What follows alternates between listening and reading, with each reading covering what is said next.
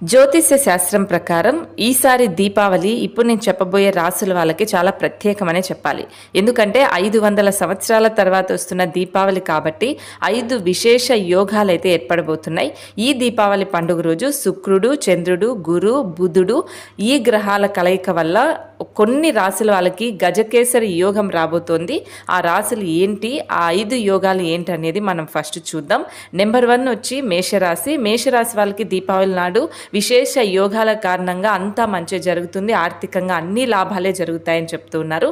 అలాగే కన్యా రాశి వాళ్ళకు కూడా ఈ 5 యోగాల కారణంగా మంచి జరగబోతోంది. జాతకాలకైతే అన్నీ అనుకూలంగా రాబోతున్నాయి. కొత్త కొత్త పనులు చేస్తారు, ఆర్థికంగా కూడా స్థిరపడతారు అని పండితులు చెప్తూ ఉన్నారు. తులారాశి వాళ్ళకు కూడా గజకేసరి రాజయోగం వల్ల ఈ దీపావళి నుంచి విశేష యోగాలు రాబోతున్నాయి. ఆర్థికంగా కూడా ఫ్యామిలీ పరంగా కూడా మంచిగా ఉంటుంది, అదృష్ట సమయం అని చెప్తున్నారు. మరి మీ రాశి కామెంట్